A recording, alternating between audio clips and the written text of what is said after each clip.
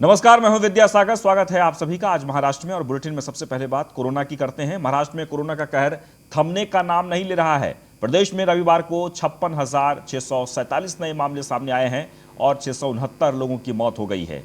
रविवार को बीते दिनों के कोरोना संक्रमण के मामलों की तुलना में नए मामलों और मौतों में कुछ कमी देखने को मिली है। वहीं राज्य में 6,68,353 एक्टिव मरीज हैं। वहीं राजधानी मुंबई में कोरोना के 3,672 नए मामले सामने आए हैं। संक्रमितों की संख्या 6,56,204 हो गई है। वहीं जबकि संक्रमण से 79 और मरीजों की मौत होने से मृतकों की संख्या 13,13,330 हो गई है। मुंबई में 57,342 एक्टिव केस मरीज हैं।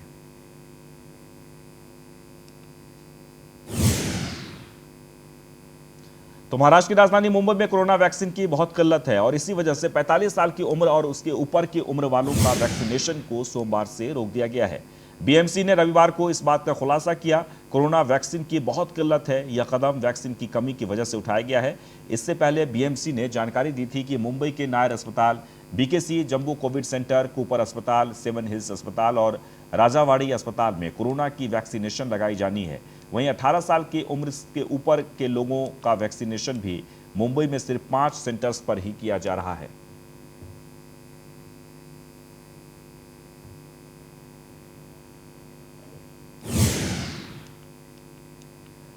वहीं सीरम इंस्टीट्यूट ऑफ इंडिया के मुख्य कार्यकारी अधिकारी आदार पूनावाला को धमकी मिलने के बाद कांग्रेस ने उन्हें सुरक्षा देने की बात कही है।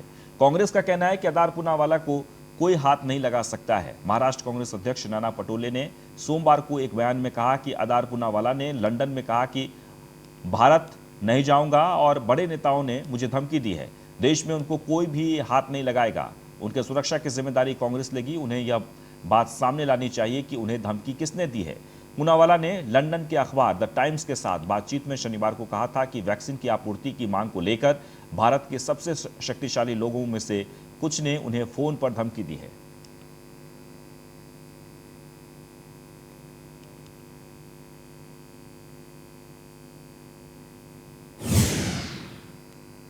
महाराष्ट्र में सत्तारूढ़ महाविकास आघाड़ी को झटका देते हुए पंढरपुर मंगलवेढा विधानसभा सीट पर उपचुनाव में बीजेपी उम्मीदवार समाधान आवताड़े ने एनसीपी उम्मीदवार को 3700 मतों के अंतर से हराया है। आवताड़े ने एनसीपी के दिवंगत विधायक भारत भालके के बेटे भागीरथ भालके को हराया है। आवताड़े ने भालके को 3733 मतों से हराया। आवताड़े को 1,09,450 मत मिले जबकि भालके को 1,05,717 मत मिले। बीजेपी की जीत पर नेता विपक्ष देवेंद्र फडणवीस ने एक बयान में कहा कि नतीजों ने भ्रष्ट एमवीए सरकार को आईना दिखा दिया है। वहीं प्रदेश भाजपा अध्यक्ष चंद्रकांत पाटिल ने कहा कि मैं इस जीत पर समाधान आवताड़े को बधाई देना चाहता हूं।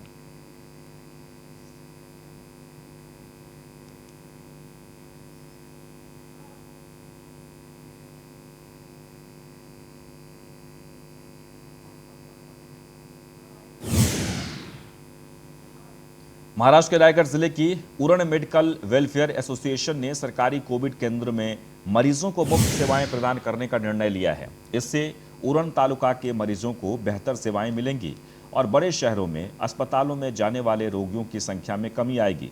इस केंद्र में डॉक्टरों और अन्य कर्मचारियों की कमी है, जिसके बाद मरीजों की देखभाल निजी डॉक्टरों के संगठन करेंगे।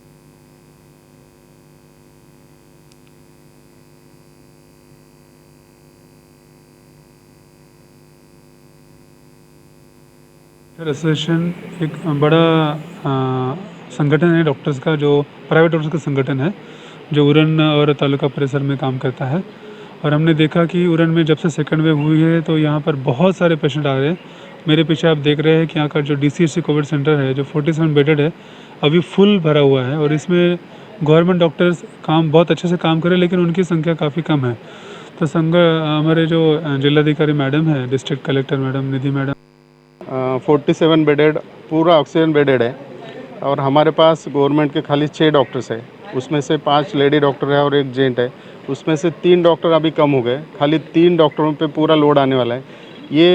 ये पीरियड में उरन मेडिकल्स वेलफेयर एसोसिएशन के अध्यक्ष, सेक्रेटरी और बाकी पूरे मेंबर्स, इन्होंने एक लेटर दिया था कि हम सोशल वर्क करने के लिए और बिना मूल्य करने के लिए काम करने के लिए राजी है।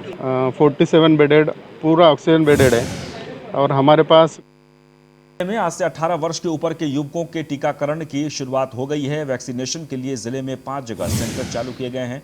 आपको बता दें कि वैक्सीन की कमी होने के कारण प्रतिदिन 2 बजे से केवल 100 लोगों को ही टीका लग पाएगा। वैक्सीनेशन के लिए जिले में अभी 5000 डोज ही आए हैं।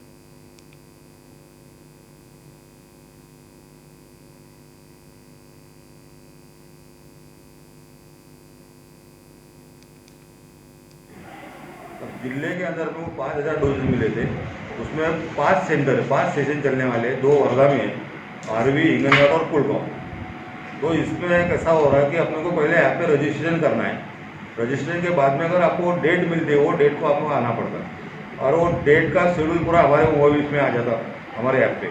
हम वहाँ पे वो नाम ओपन किए, जिनका नाम है वही 100 लोगों को लगा सकते हैं। वहीं जालना शहर में वैक्सीनेशन के तीसरे चरण की शुरुआत हो गई है। वैक्सीन लगाने के लिए युवाओं में जबरदस्त उत्साह देखने को मिल रहा है। हालांकि इस दौरान वैक्सीनेशन सेंटरों में कोविड नियमों की धज्जियां भी उड़ाई गई। वहीं वैक्सीन लगवाने आए संदीप देशमुख ने कहा कि राज्य के मुख्यमंत्री ने 18 से 45 वर्ष के लोगों को वैक्सीन लगाने का फैसला किया है, जिसका हम स्वागत करते हैं। उन्होंने कहा कि हर केंद्र पर 400 से भी ज्यादा वैक्सीन बढ़ाना चाहिए।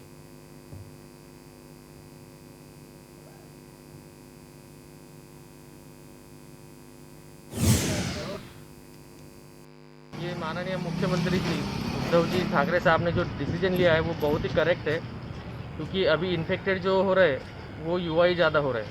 18 प्लस के लोग ही ज़्यादा इन्फेक्टेड हो रहे हैं, क्योंकि वो कुछ काम से या कोई रीज़न से घर के बाहर निकलते हैं तो उनके चांसेस ज़्यादा हो रहे थे। तो इसीलिए ये जो डिसीजन रहा है ठाकरे जी का वो बहुत ही अच्छा है।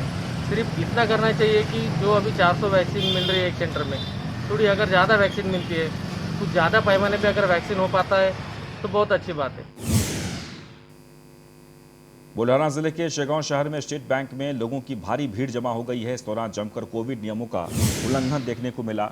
लोगों ने बैंक के सामने कतार लगाई, लेकिन सोशल डिस्टेंसिंग का पालन नहीं किया गया। लोग बिना मास्क के ही कतार में नजर आए।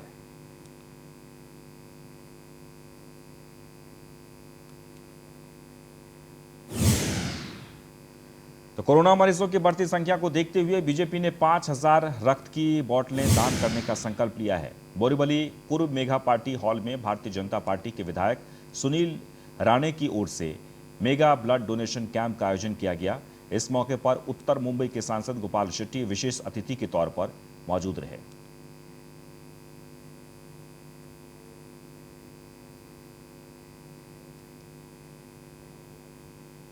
कार्यक्रम हम यहाँ पर कर रहे हैं। हम सब जानते हैं कि मुंबई शहर में खून की कमियाँ सभी अस्पतालों में महसूस की जा रही थी और इसके तहत हमारे उत्तर मुंबई के सांसद आदरणीय गोपाल शेट्टी जी के नेतृत्व में एक करीबन 5000 खून की थैलियों का एकत्रीकरण करने का काम हमने शुरू किया था। ये संकलन और ये कल्पकता से किया गया ऐसा एक कार्यक्रम है। भारतीय जनता पार्टी बोरीवली। तो कोरोना वायरस की दूसरी लहर में भी बॉलीवुड एक्टर सोनू सूद लगातार लोगों की मदद में जुटे हुए हैं। सोनू सूद ने अब एक वीडियो सोशल मीडिया पर शेयर किया है और सरकार से अपील की है कि जिन लोगों की मौत कोरोना वायरस से हो रही है उनका अंतिम संस्कार मुफ्त में कराया जाए। सोनू सूद ने कहा कि यह सेवा सबके लिए जल्द उपलब्ध कराई जाए। कोरोना की दूसरी लहर में मरने वालों की संख्या इतनी बढ़ गई है कि लोगों को अंतिम संस्कार के लिए घंटों लाइन में लगकर खड़ा होना पड़ रहा है। सोनू ने सोशल मीडिया पर वीडियो शेयर करते हुए कहा कि हम लोगों ने कल रात में एक मरीज के अंतिम संस्कार का अरेंजमेंट करवाया। तब मेरे जहन में ख्याल आया कि एक आम आदमी की जंग शुरू होती है ऑक्सीजन सिलेंडर से और ये चलती है अंतिम संस्कार तक। हर दिन हज़ारों से ज़्यादा लोगों की मौत हो रही है। एक आदमी के अंतिम संस्कार का खर्च 15 से 20 हज़ार रुपये पड़ता है। इस हिसाब से रोज़ 7 करोड़ रुपये खर्च हो रहे हैं। अगर सरकारें पहल करें तो लोगों को काफ़ी सहायता मिल जाएगी। सर, मैं आपसे एक छोटा सा किस्सा शेयर करना चाहता हूँ। करीबन कल रात को 2:30-3 बजे तक मैं किसी को बेड दिलाने की कोशिश कर रहा था। हम उनको बेड दिला पाए और उसके बाद उसकी स्ट्रगल हुई वेंटिलेटर के लिए। फिर रात को 5:30-6 बजे सुबह हम लोग उसको वेंटिलेटर भी दिला पाए और फिर वो विषय नहीं रहा। फिर हमारी जंग शुरू हुई उसका अंतिम संस्कार करने के लिए। जगह नहीं मिल रही है, उनके पास पैसे नहीं है, हमने उनका अंतिम संस्कार का भी अरेंजमेंट कर दिया। लेकिन मेरे जहन में एक चीज़ आई कि आज देश का हर एक इंसान, चाहे वो बड़ा हो, गरीब हो, मिडिल क्लास फैमिली का हो, उसकी जंग शुरू होती है अपने घर से एक ऑक्सीजन सिलेंडर के लिए, फिर ऑक्सीजन सिलेंडर से ऑक्सीजन बेड के लिए, वहाँ से आईसीयू के लिए और वहाँ से वेंटिलेटर के लिए। बहुत लोग इस जंग में कहीं ना कहीं हार जाते हैं, पहुँच ही नहीं पाते अपने अगले स्तर तक। और जो लोग पहुँच पाते हैं, कई बार उनको अपना आखिरी स्तर मिलता है, जो कि है शमशान घाट, क्रेमेटोरियम। उनको वहाँ पर भी जगह नहीं मिल रही। बहुत लोगों के पास पैसे नहीं है अंतिम संस्कार करने के लिए। हम लोग बहुत लोगों की मदद कर रहे हैं। लेकिन मैं आपसे एक छोटा सा किस्सा शेयर करना चाहता हूँ।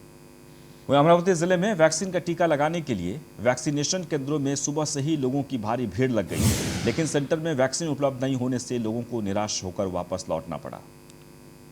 अमरावती की तस्वीर है जहां पर काफी संख्या में लोग वैक्सीन लगाने के लिए पहुंचे, लेकिन सेंटर पर वैक्सीन नहीं होने के कारण लोग निराश होकर अपने अपने घर लौट गए।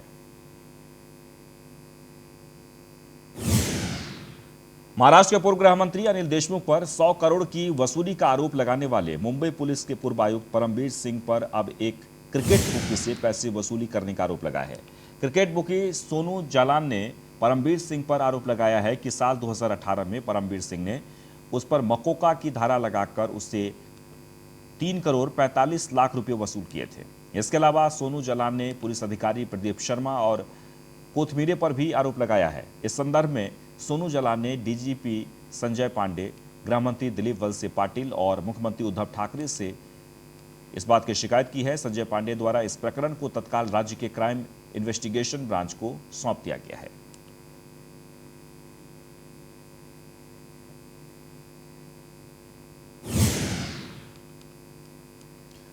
खबर शेगांव से। शेगांव तहसील के कनारखेड़ गांव के ग्रामीणों को पीने के पानी के लिए तरसना पड़ रहा है, जिससे ग्रामीणों को परेशानियों का सामना करना पड़ रहा है। लेकिन गांव के किसान बबन वाकोड़े ने अपने खेत में बने कुएं से पानी निकालकर लोगों को दे रहे हैं। आपको बता दें कि कनारखेड़ और नयगांव में पानी के सभी कुएं सूख चुके हैं, जिससे यहां रह रहे ग्रामीणों को परेशानियों का सामना करना पड़ रहा है।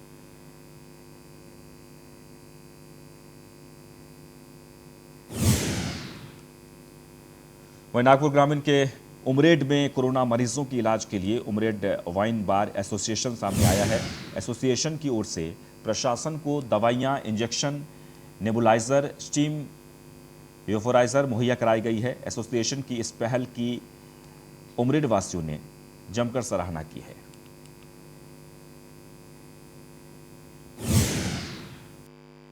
वाइन एसोसिएशन की तरफ से आज कोविड सेंटर उमरेड को हमारे छोटी सी भेंट वस्तु के तौर पे हमने आज जो लगने वाले इंजेक्शन और कुछ नेबुलाइजर, कुछ वेपराइजर्स दिए।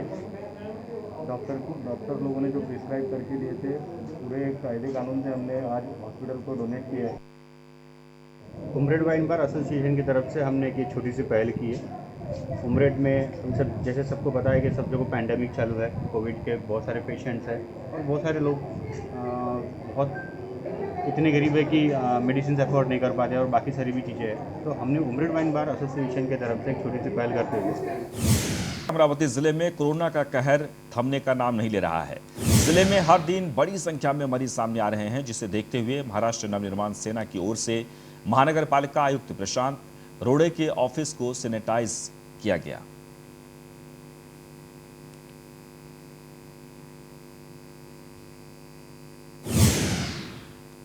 गढ़चिरौली में कोरोना का कहर जारी है। जिले में आज 239 नए कोरोना संक्रमित मरीज सामने आए हैं। वहीं 559 मरीजों के स्वस्थ होने पर उन्हें अस्पताल से छुट्टी भी दे दी गई है।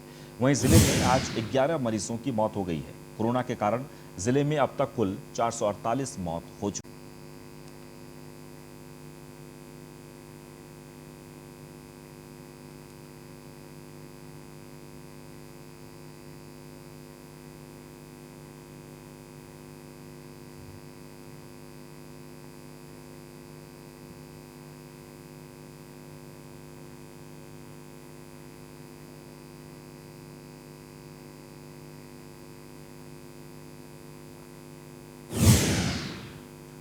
वहीं हिंगोली जिले में वैक्सीनेशन के तीसरे चरण की शुरुआत हो गई है। जिले में 5 केंद्रों पर 18 से 45 साल के लोगों को वैक्सीन की पहली डोज दी जा रही है। वहीं 45 साल के उम्र के ऊपर के लोगों को पहला और दूसरा टीका देना बंद कर दिया गया है। इसके चलते दूसरा टीका लगाने आ रहे लोगों को परेशानियों का सामना करना पड़ रहा है। वैक्सीनेशन विभाग के प्रमुख डॉक्टर PS ठाबरे ने बताया कि वैक्सीन की कमी से जिले के सभी 34 केंद्रों पर टीकाकरण बंद है। तीसरे चरण के चलते 5000 वैक्सीन जिले को प्राप्त हुई थी। उसी से सिर्फ जिले में 5 केंद्रों पर 18 से 45 साल के लोगों का टीकाकरण किया जा रहा है।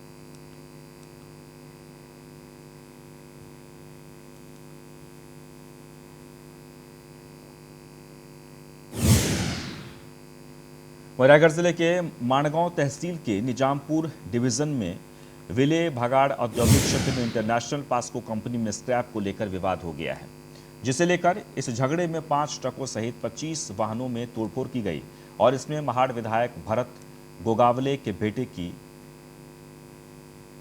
बेटे भी कार में शामिल हैं।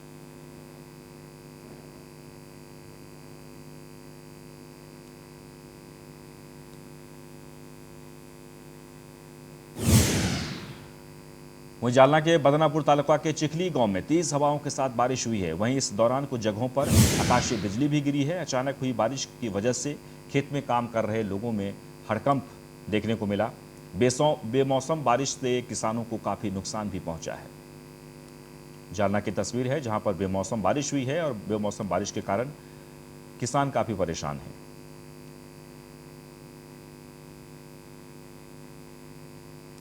तेज हवाओं के साथ बारिश हुई है, तस्वीरों में आप देख सकते हैं, और इस बारिश ने किसानों को भारी नुकसान किया है।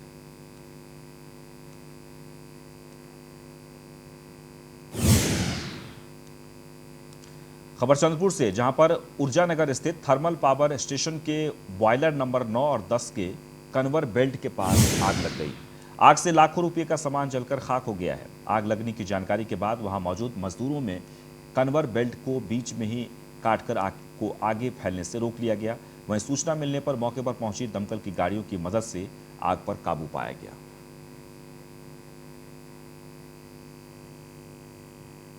तस्वीरों में आप देख सकते हैं, चंद्रपुर की तस्वीर है जहां पर आग से लाखों का नुकसान हुआ है।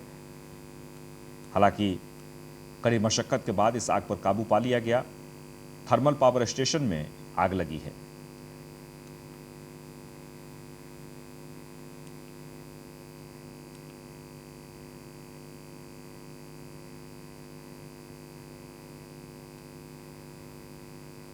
खबर चंद्रपुर से है जहां पर थर्मल पावर स्टेशन में आग लगी। आग बुझाने के लिए कड़ी मशक्कत करनी पड़ी, लेकिन आग पर काबू पा लिया गया।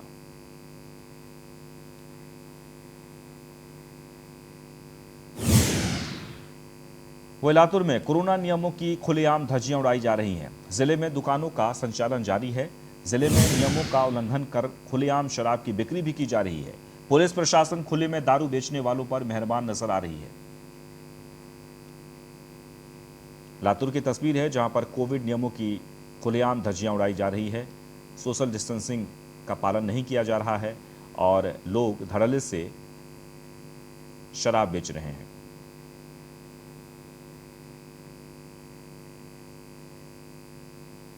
तस्वीरों में आप देख सकते हैं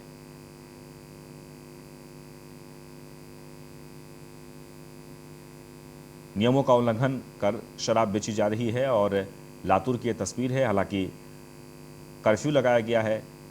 कोरोना संक्रमण को लेकर लोगों से बार बार ये आगाह किया जा रहा है कि आप भीड़ भाड़ में ना जाएं, सोशल डिस्टेंसिंग का पालन करें, लेकिन इस तरह की कोई भी तस्वीर नजर नहीं आ रही है। और फिलहाल आज महाराष्ट्र में बस इतना ही, लेकिन आप बने रहें न्यूज़ 1 इंडिया के साथ।